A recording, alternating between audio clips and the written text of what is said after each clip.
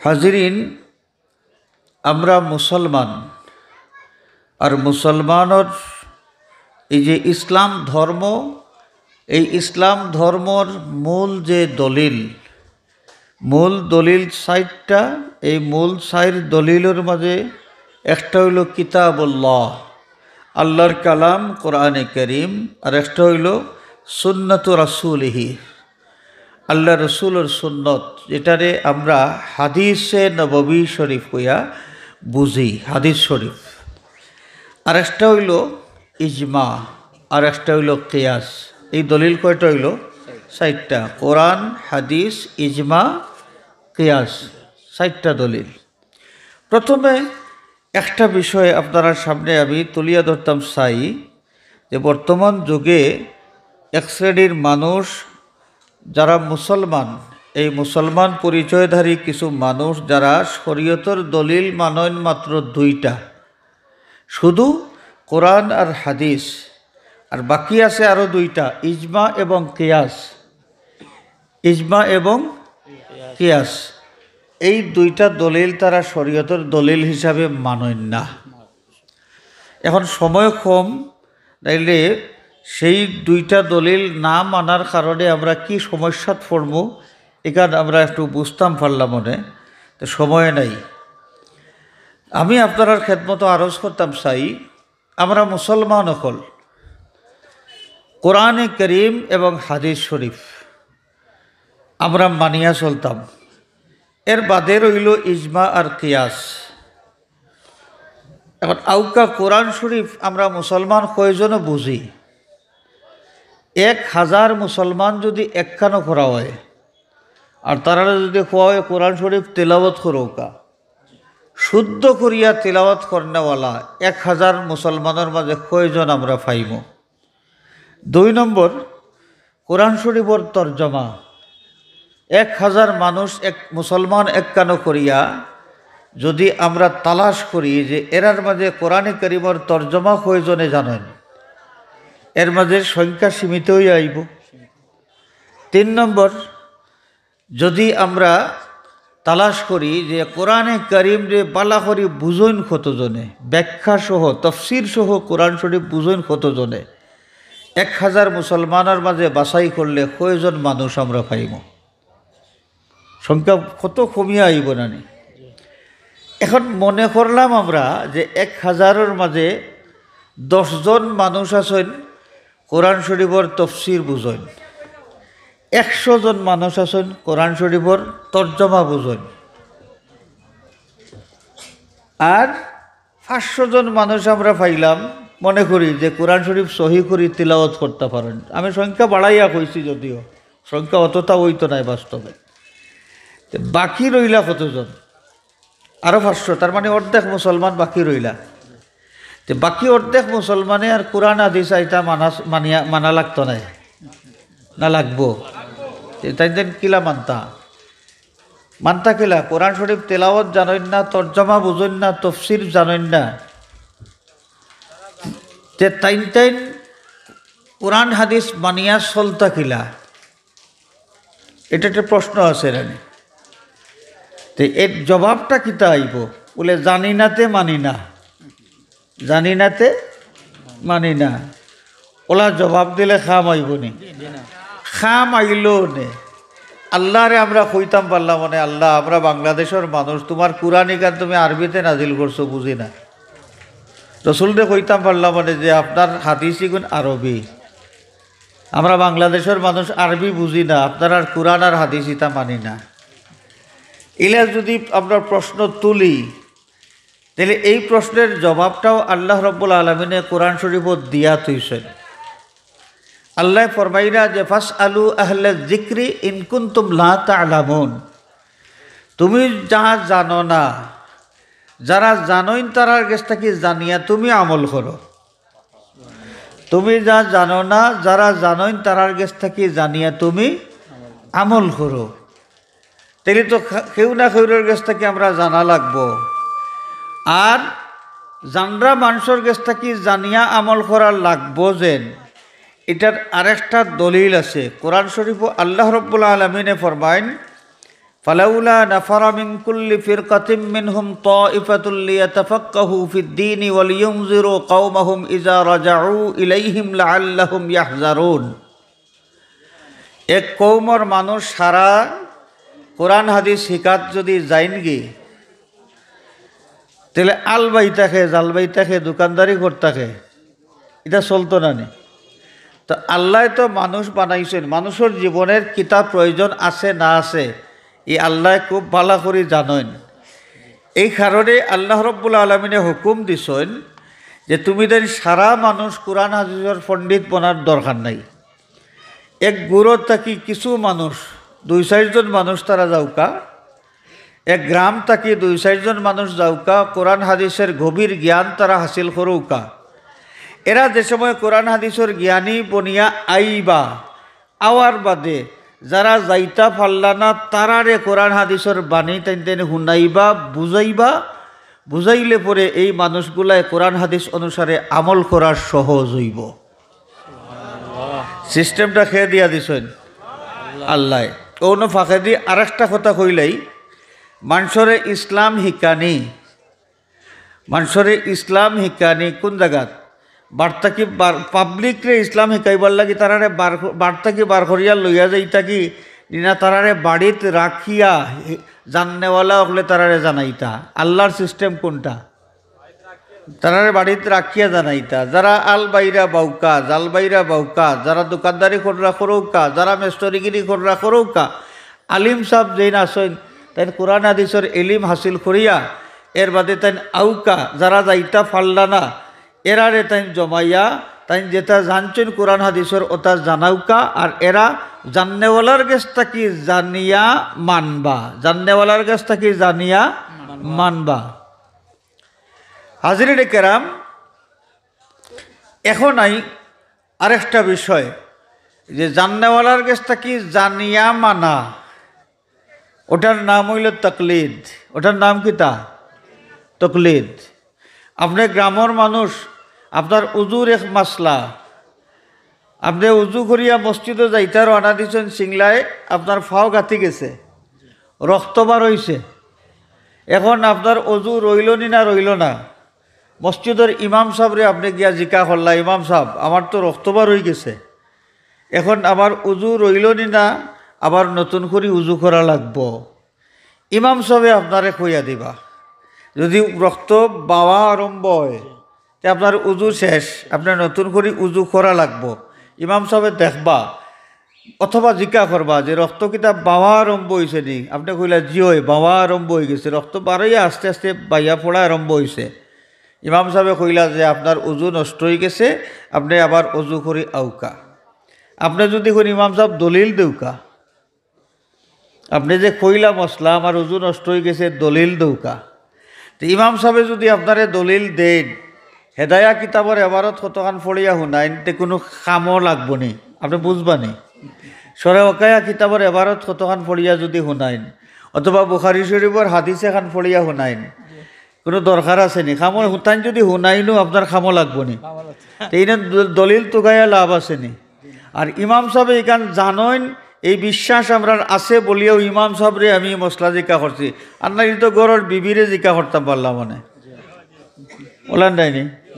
তে আমরা ইমাম সাহেবরে যে মশলা জিকা করলাম কোন বিশ্বাসে?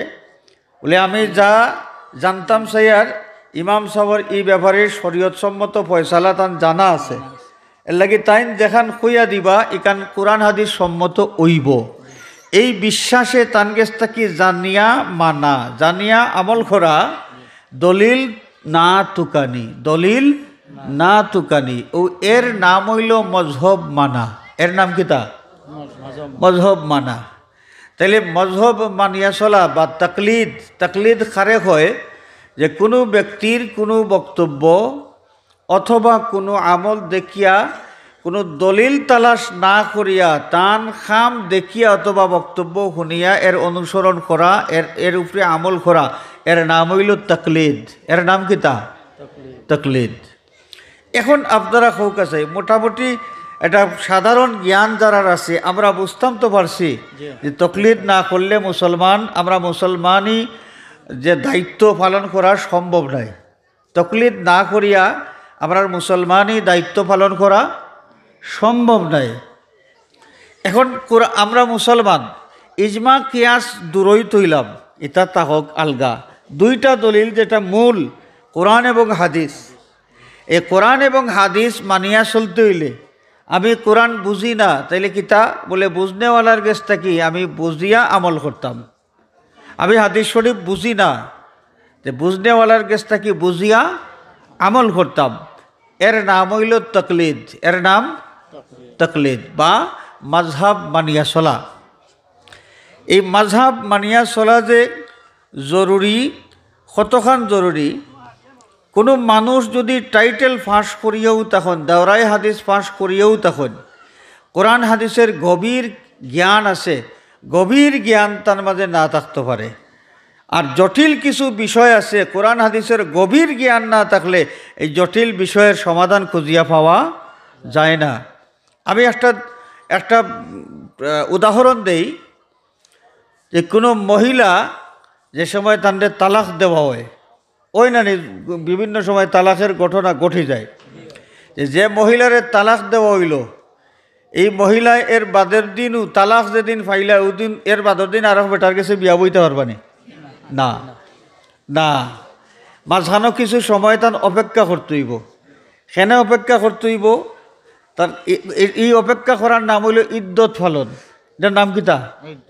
ইদ্যত ফালন।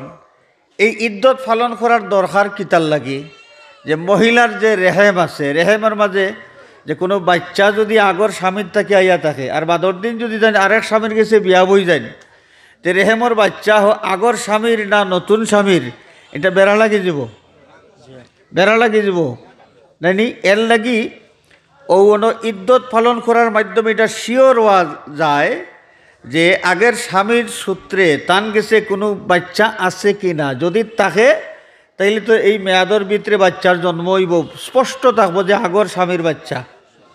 আর যদি না থাকে তাইলে আওটাও বোঝা যাইব যে না, বাচ্চা নাই।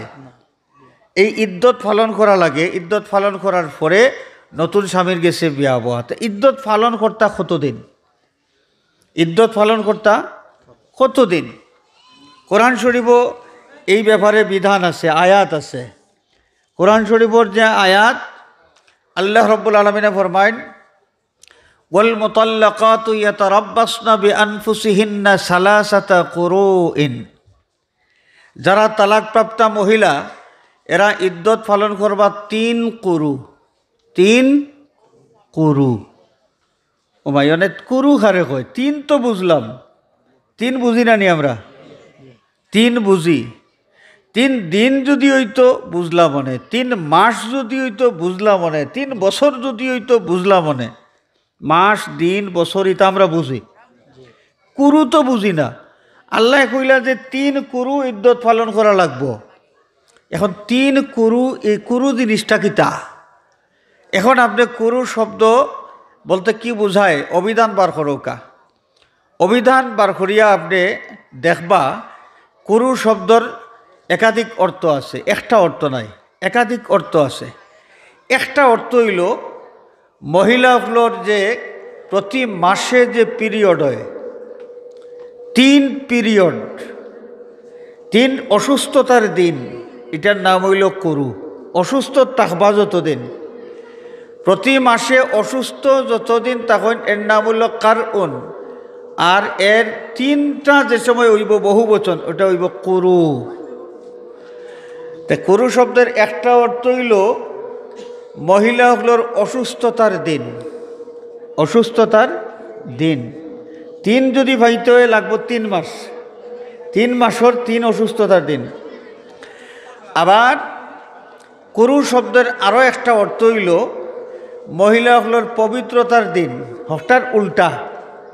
এটা একটা অর্থ আছিল বেমারের দিন, আর এটা হইল বেমার ছাড়া বালা তখন যতদিন, ওটার নাম হইল কুরু। এখন 3 কুরু বলতে 3 বালার সময় আপনি হিসাব করতা না 3 বেমারের সময় আপনি হিসাব করতা? এটা তো লাগলো না নি আরেক বেড়া। ইখান ফাইতা হই থাকি আপনি কোন অর্থ দরিয়া আমল করতাই না। মহিলাগুলোর ইদ্যত পালন করার সিদ্ধান্ত যে আপনি দিতা, এই সিদ্ধান্তটা আপনি কেমনে দিতা? ও দরকার যে কোরআন হাদিসের পণ্ডিত যারা পণ্ডিত হলে এটা গবেষণা করিয়া সঠিক সমাধানটা আমরা সামনে তুলিয়া ধরবা। যে সঠিক সমাধান তুলিয়া ধরতে হইলে কিতা লাগবো, ও তাইন ইস্তেহাদ করবা, গবেষণা করিয়া দেখবা যে কুরু শব্দের যে দুই অর্থ আমরা পাইলাম, এই দুই অর্থর মাঝে কোন অর্থটা এখানে গ্রহণ করা উপযুক্ত, এটা তাইন গবেষণা করিয়া খুঁজিয়া বাহির করবা। হাজরিনে কেরাম, তো ইমামে আজম আবু হানিফা রহমতুল্লাহি আলাইহিয়া গবেষণা করছেন। গবেষণা করিয়া তাইন যেটা তুলিয়া ধরছেন যে আল্লাহ কইছেন তিন, কুরুর লগে সংখ্যা কত উল্লেখ করছেন? তিন। এই তিন ইগু এটা তো আমরা বুঝি, তিন এটা 3.5-এর কম আর 2.5-এর বেশি, 3.5-এর কম আর 2.5-এর বেশি, 3.25-এর কম আর 3.25-এর বেশি। তিন ইগু স্পষ্ট একটা বিষয়, নাই নি?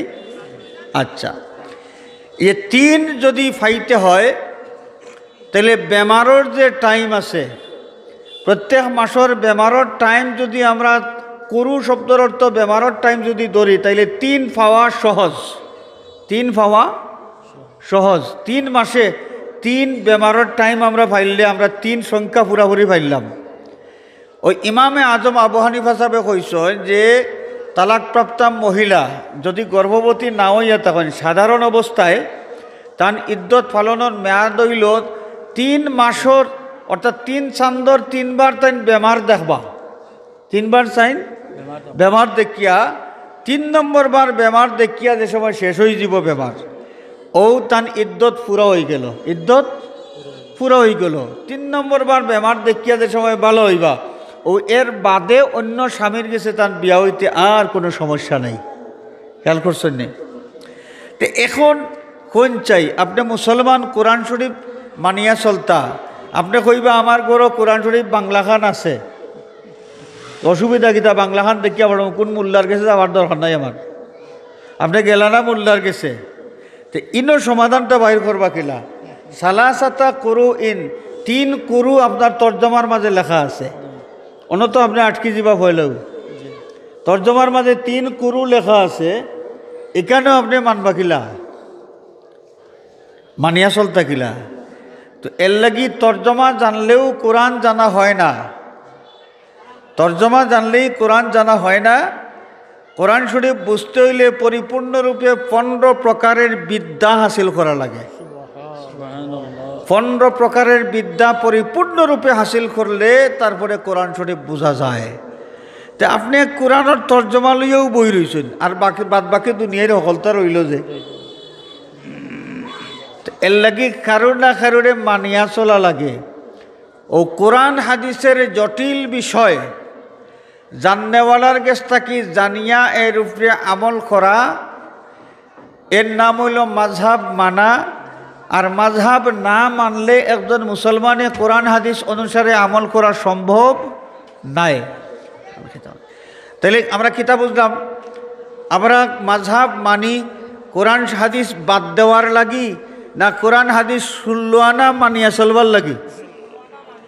আরো জোরে হোকা, কোরআন শরীফ 16, কোরআন হাদিস 16 আনা মানিয়া চলবার লাগে আমরা মাযহাব মানি।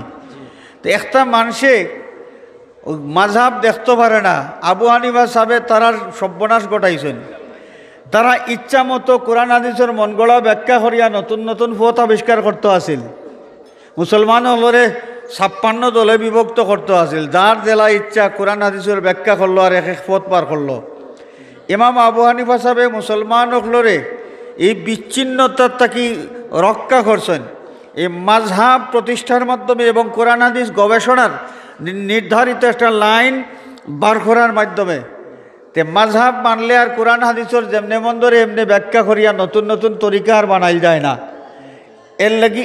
এর লাগি ইতার মাথার বিষ, ইতায় আবু হানিফারে দেখতে পারে না, মযহাবরেও দেখতে পারে না। ওনে মানুষরে কয় কিতা জানেননি?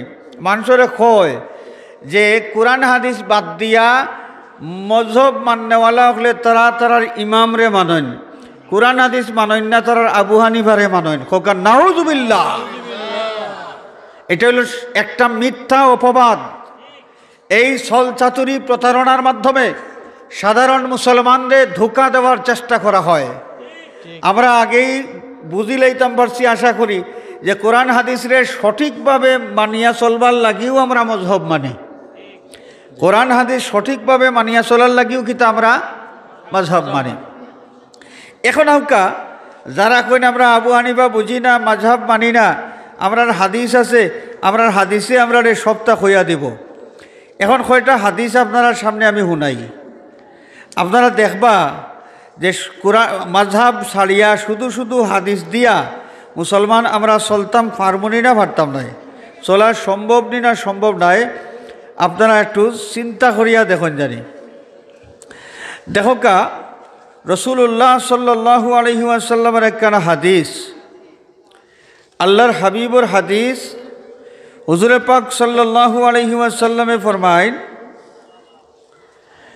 যে ইজা মাসসা আহাদুকুম যাকারাহু ফালইয়াতাওয়াদ্দা। রাসূলুল্লাহর এক হাদিস আমি শুনাইলাম। এই হাদিস শরীফ মুয়াত্তা মালিক, মুসনাদে আহমদ, আবু দাউদ শরীফ, তারপরে নাসাই শরীফ, ইবনে মাজা শরীফ, বহু হাদিস শরীফের কিতাবও আছে। রাসূলুল্লাহর হাদিস আমরা শুনছি, ইজা মাসসা আহাদুকুম যাকারাহু ফালইয়াতাওয়াদ্দা। নবীজিয়ে ফরমাইন যে কোনো ব্যক্তিয়ে যে সময় তান শরমগার মাঝে আত দিলেইবা, স্পর্শ করিলেইবা, তখন তান অজু ভাঙ্গি দিব, তাই নতুন করে আবার অজু করা লাগবো। অজু আছে একজন মানুষের, এর বাদে তাই নমাজ পড়তা, নমাজ পড়বার আগে তাই যদি তান শরমগার মাঝে আত লাগাই দেন, তাইলে তান অজু তাকবনি না অজু ভাঙ্গি দিব। রসুলুল্লাহর এই হাদিস যেটা আমরা শুনলাম, এই হাদিস শরীফে প্রমাণ করে যে রসুল্লাহ হুকুম দিরা তাই না আবার উজু করতা, তার মানে আগর অজুয়ে তান চলতো নাই, আগের অজুয়ে চলতো নাই, মানে আগর অজু ভাঙ্গি গেছে, এখন নতুন করে উজু করা লাগবো। আরেকটা হাদিস আপনারা আমি শুনাই, যে হাদিস শরীফ সুনানে আবু দাউদ শরীফও আছে, নাসাই শরীফও আছে, ইবনে মাজা শরীফের মাঝেও আছে। হযরতে তালক বিন আলী রাদিয়াল্লাহু তাআলা আনহু থেকে বর্ণিত, তাই কোন যে সুইলা রাসূলুল্লাহ সাল্লাল্লাহু আলাইহি ওয়াসাল্লাম আন মাসসির রাজুলি যাকারাহু বাদামা ইয়াতাওয়াদ্দা ক্বালা ওয়া হাল হুয়া ইল্লা বুদআতাম মিনহু আও কামা ক্বালা আলাইহিস সালাম।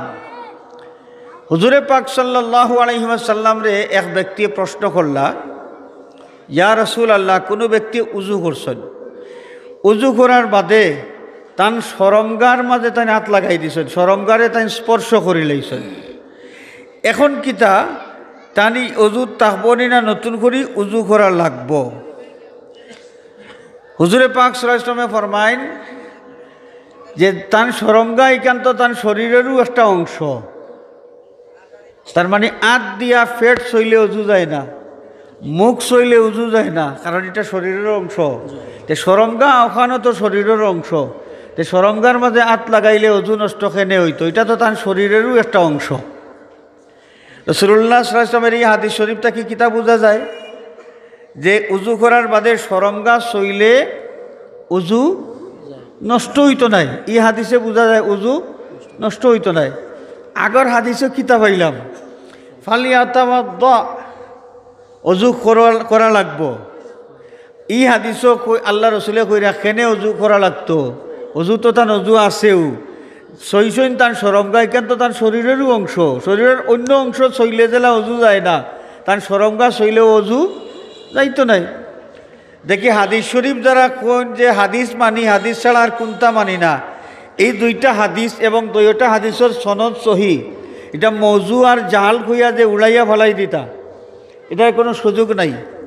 সহি সনদের হাদিস দুইটা, এখন আমল করৌকা কিলা কর্তা, দুইটা একলগে আমল করা যায়, মানে বিপরীত ধর্মী যে কোনো দুই জিনিস একলগে আমল করা যায় না, একটা দৌড়তইব আর একটা ছাড়তইব। তে কোন হাদিসটাই দৌড়তা আর কোনটা ছাড়তা দেখো কাছে দেখি, কোনটা দৌড়তা আর কোনটা ছাড়তা। তো মোটামুটি এই বিষয়টা হাদিস শরীফের মাঝে আছে, কিন্তু জটিল আছে, কিন্তু কি জটিল। এই জটিল বিষয়ের সমাধান এগু আমরা জানাইয়া দিবা খে বলে হাদিস শরীফ সম্পর্কে পণ্ডিত যারা তারা আমরা জানাইয়া দিবা, বুঝাইয়া দিবা যে কোনো মানুষের তার তার শরমগা স্পর্শ করা তার অবস্থা আছে, হয়তো তাই খাওয়া হিসাতে নফসানির সাথে স্পর্শ করতে পারেন অথবা স্বাভাবিকভাবে স্পর্শ করতে পারেন। কিভাবে স্পর্শ করলে হুকুম কিলা হইব এবং এখানে কোন হাদিস দলিল হিসাবে প্রযোজ্য, এটা হাদিসের পণ্ডিত যারা তারা বুঝবা। তো এর লাগি ওই তারা যারা এরাও ওলা শরীয়তের ইমাম, তারা যারা এরাও কিতা শরীয়তের ইমাম, আর তারারে মানিয়া চলা এর নাম হইল মজহব মানা। মজহব মানা দরকার আসেনি না? মজহব ছাড়িয়া খালি হাদিস দিয়েও চলবো আমরা। আরও শুনাই, আরও একটা উদাহরণ দেই। হুজুরে পাক সাল্লাল্লাহু আলাইহি ওয়াসাল্লাম ফরমায়েন যে মুসলিম শরীফের হাদিস, عن أبي هريرة رضي الله تعالى عنه قال قال رسول الله صلى الله عليه وسلم توضؤوا مما مست النار। আল্লাহ নবী ফরমায়েন যেটা আগুন দিয়ে রান্ধা হয় তুমি তার ইটা খাইলে উজু করো।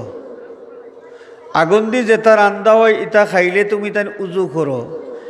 উজু করা লাগবো দেখামো বোঝা যায় আগে উজু থাকলে হি উজু নষ্ট হয়ে যায়, আগে উজু থাকলে হি উজু নষ্ট হয়ে যায়। আপনি উজু করছেন, উজু করার বাদে কেউ আপনারে চা এক কাপ বানিয়া দিলা, চা তো আগুন দিয়ে বানাইলে, আর নাইলে নাস্তাও দিলা একজোড়া বানাইয়া জানি।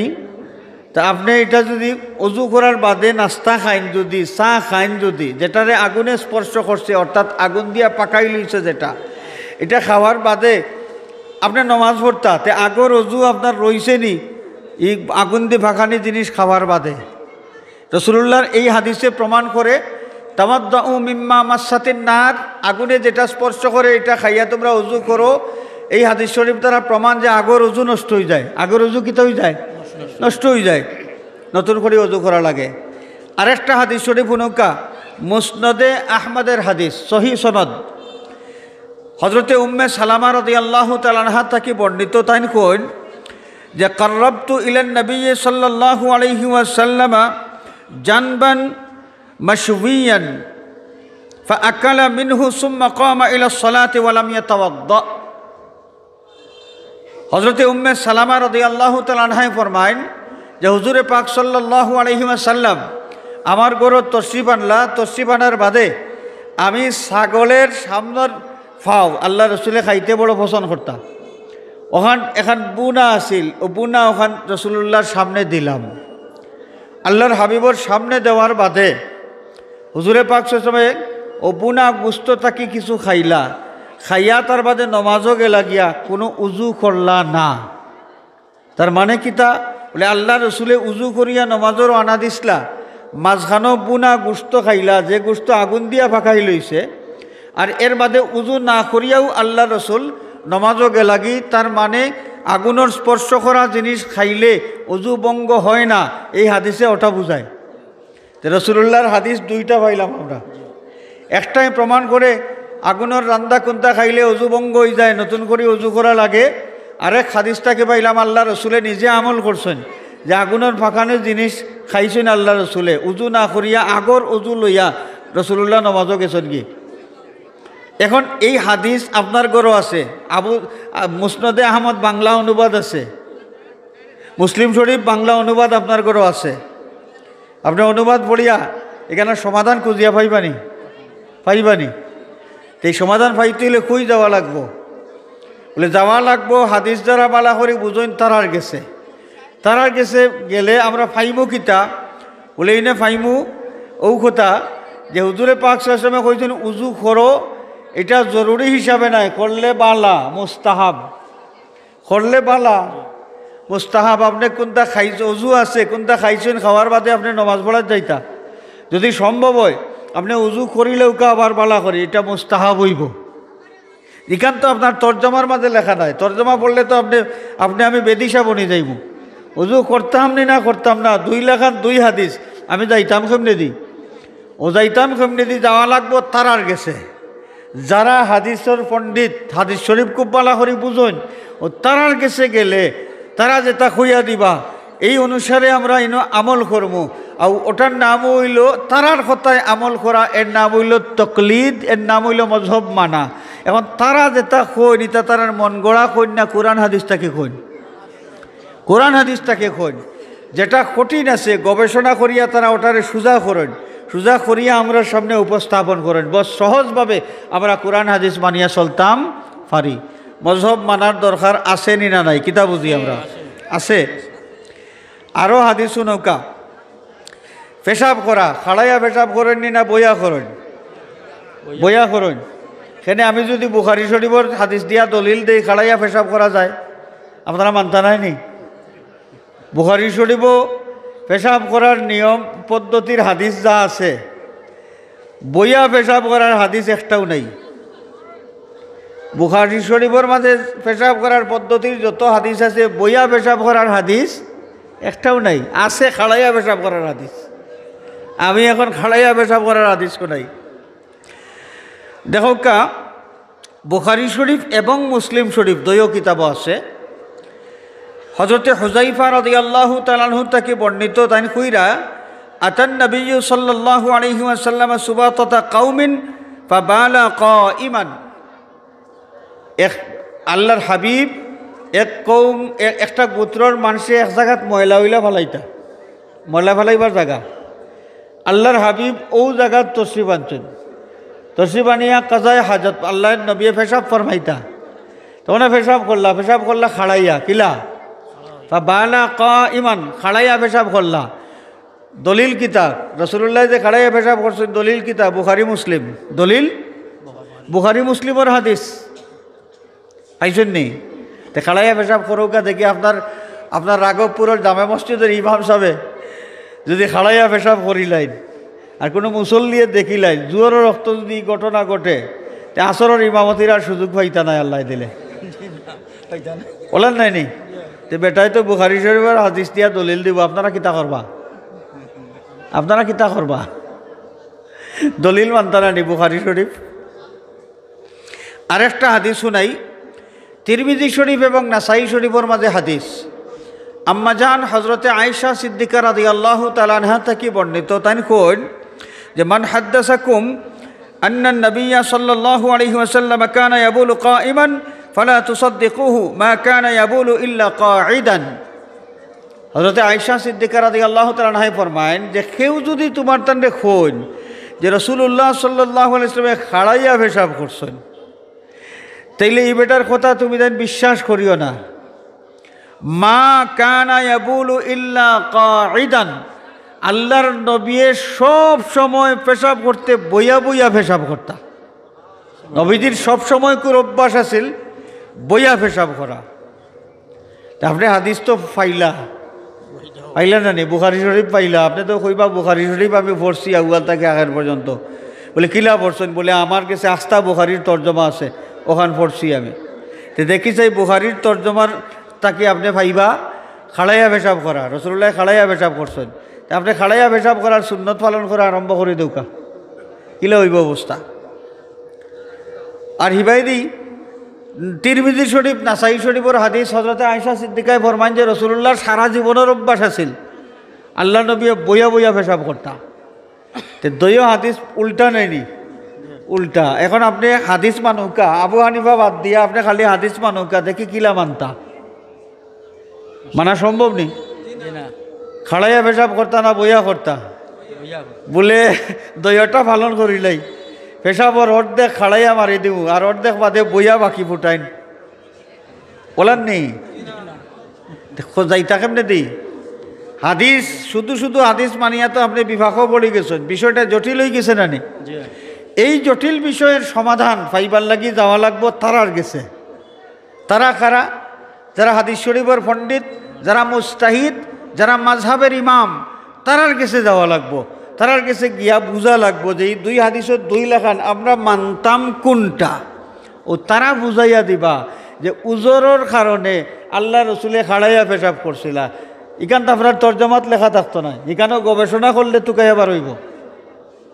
উজরের কারণে খাড়াইয়া পেশাব করছেন, সুস্থ অবস্থায় সারা জীবন বইয়া পেশাব করছেন, খেয়াল করছেন নি? ইখান জানবা কই আপনার হাদিসও তো ইখান লেখা নাই। এখান তারার গেছে গেলে ও তারা টুকাইয়া টুকাইয়া বার করবা আল্লাহ রসুলের এই হাদিস কোন জমানার এই সময় কিতা ঘটনা করছিল কোন কৌমর ময়লা ফালাইবার জায়গাত গেলা কিন্তু আল্লাহ রসুল বইলা না খেনে খাড়াইলা খাড়াইয়া পেশাব করলা তার কারণ কিতা টুকাইতা খাইয়া বার করিয়া তারা আপনারে বুঝাইয়া দিবা বলে খাড়াইয়া পেশাব করার হাদিস এটা উজোরের হালত আর বইয়া পেশাব করার হাদিস স্বাভাবিক সব সময় করে অভ্যাস খেয়াল করছেন নি তে মাযহাব মানার দরকার আসেনি না নাই আসেনি আছে এখন আউকা আমরা উজু করি আরেকটা উদাহরণ আমি দেই আমরা উজু করি আট দই কয়বার হোকা মুখ দই কয়বার আপনারা মাত্রা না কুল্লি করি কয়বার তিনবার তা আমি বুখারী শরীফের হাদিস দিয়ে যদি একবার কই মানবানি শুনৌকা বুখারী শরীফের হাদিস হযরতে আব্দুল্লাহ বিন আব্বাস রাদিয়াল্লাহু তাআলা আনহুমা থেকে বর্ণিত তাই কোন যে তাওয়াদ্দা রাসূলুল্লাহ সাল্লাল্লাহু আলাইহি ওয়াসাল্লাম মাররাতান মা যাদা আলা হাদা হযরতে আব্দুল্লাহ বিন আব্বাস রাদিয়াল্লাহু তাআলা আনহু থেকে বর্ণিত তাই কোন যে রাসূলুল্লাহ সাল্লাল্লাহু আলাইহি ওয়াসাল্লামে উযু করার সময় সব কাম একবার করে করতা একবারের বেশি করতা না একবারের বেশি করতা না তো বুখারী শরীফের হাদিস রাসূলুল্লাহ সকল কাম করতা কয়বার করতা উজুর মাঝে একবার করে করতা আপনারা কইলা তিনবার কুল্লি করেন তিনবার মুখও পানি দেই মুখ দইন ইটা তিন বাইলা কই বুখারী শরীফের হাদিসে তো এক আছে এখন আউকা বুখারী শরীফের আরেক হাদিস হযরতে আব্দুল্লাহ বিন যায়েদ রাদিয়াল্লাহু তাআলা আনহু তাকে বর্ণিত তাই কোন যে তাওয়াদ্দা রাসূলুল্লাহ সাল্লাল্লাহু আলাইহি ওয়াসাল্লাম মাররাতাইনি রাসূলুল্লাহ সাল্লাল্লাহু আলাইহি ওয়াসাল্লাম উযু করছেন উজুর মাঝে সব কাম করছেন দুইবার করিয়া কয়বার দুইবার করিয়া করছেন এইটাও তো বুখারী শরীফের হাদিস পয়লা এক রিওয়ায়াতে পাইলাম আল্লাহ রসুলের উজুর মাঝে সব কাম একবার করছেন বুখারী শরীফের আরেক হাদিসও পাইলাম আল্লাহ রসুলের সব কাম কয়বার করছেন দুইবার করছেন এখন আউকা আরেক হাদিস হযরতে ইমাম মুসলিম রাহমাতুল্লাহি আলাইহি তাই রিওয়ায়াত করছে মুসলিম শরীফে উল্লেখ আছে মুসলিম শরীফের হাদিস হযরতে উসমান বিন আফফান রাদিয়াল্লাহু তাআলা আনহু থেকে বর্ণিত যে আগর আমলো বাজারের বারে খালি জায়গা থাকতো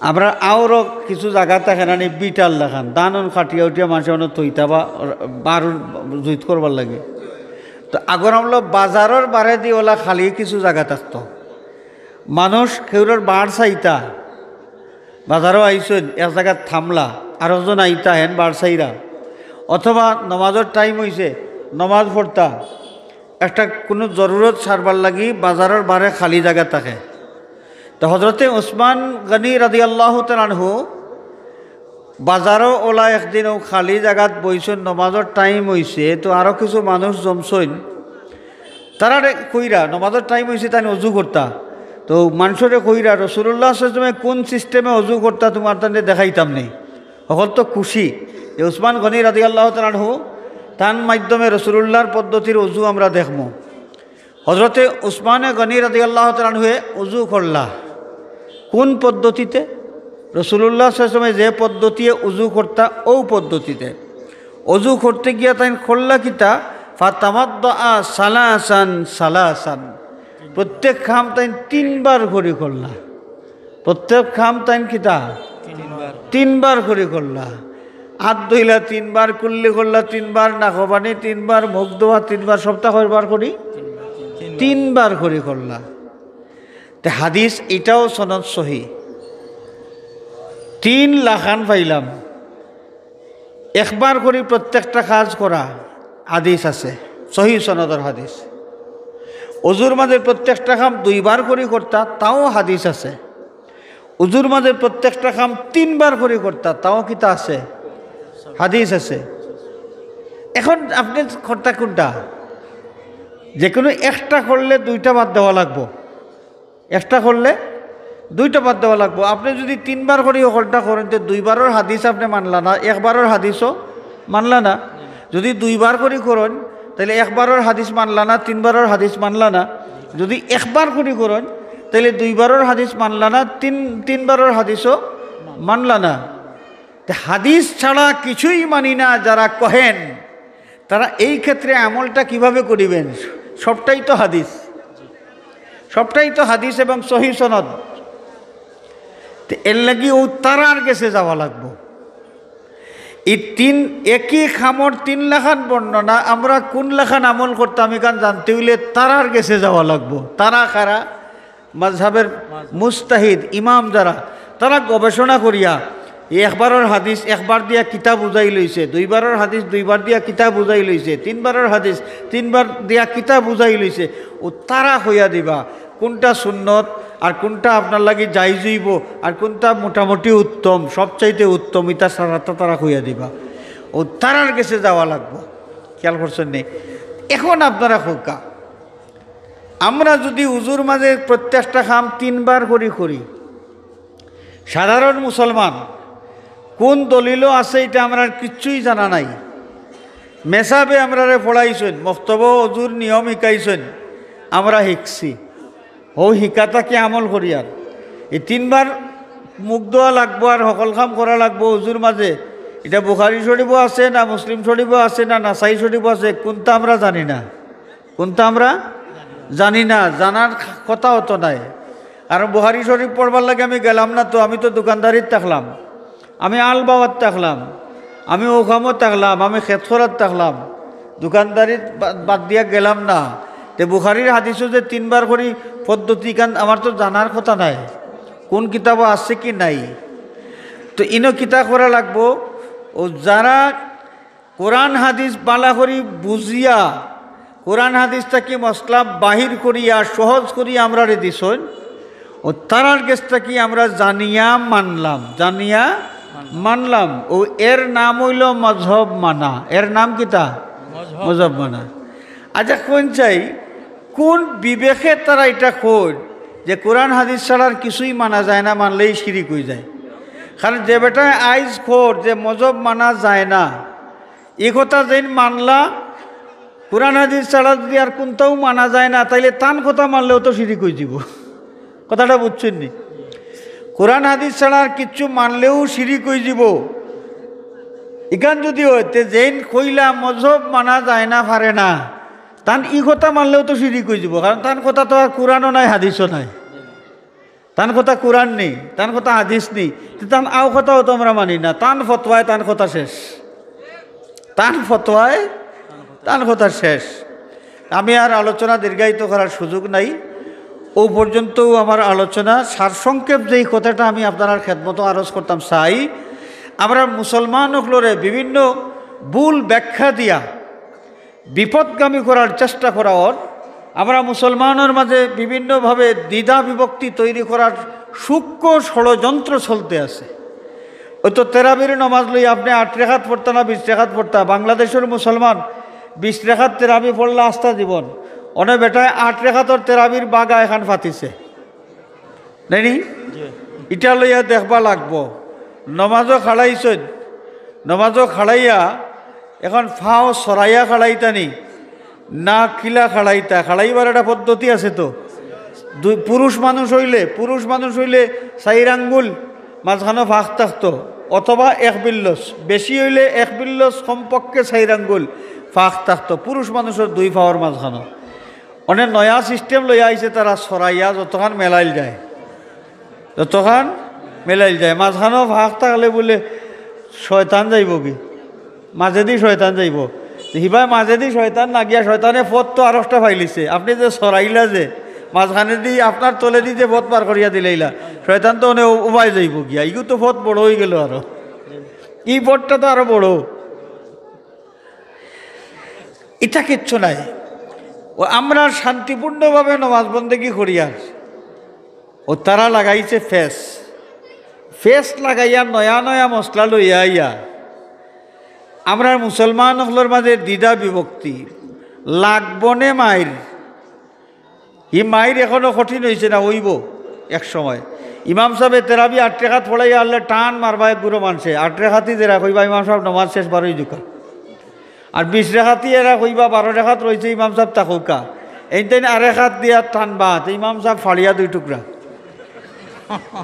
মুসলমানের লাভ না ক্ষতি যারা শান্তিপূর্ণ পরিবেশে কঠিন করিয়া তুললো অশান্ত করিয়া তুললো এরা মুসলমানের বন্ধু না শত্রু চিরশত্রু আমরা এই জিনিসগুলা বোঝা লাগবো এর কারণে মাযহাব সম্পর্কে এই টুকটাকে কথাগুলো আমি কইলাম আশা করি কিছুটা হইলেও আমরা বুঝতাম পারছি যে কোরআন হাদিস বাদ দিয়ে আমরা ইমাম আবু হানিফা মানি না বরং কোরআন হাদিস সঠিকভাবে মানবার লাগি ইমাম আবু হানিফারে মানে কথাটা হলেন নাইনি আমি যে তোলা গফ করলামের ভিতরে এখান মোটামুটি পরিষ্কার হয়ে গেছে তো আল্লাহ দিলে আমি আশা করব আর কেউ মজব মানতো পারে না কইয়া ইতা ওয়াজ দিয়া আমরা আর ফাটাইতে পারতো না আল্লাহ রব্বুল আলমিনের তামাম ফিতনাটা কি আমরা হেফাজত করুকা শান্তিপূর্ণভাবে আমরা ইবাদত বন্দেগী করিয়া জীবন চালাইতাম আল্লাহ আমরা তৌফিক দিতা হোকা আমিন ওয়া আখিরু দাওয়ানা আনিল হামদুলিল্লাহি রাব্বিল আলামিন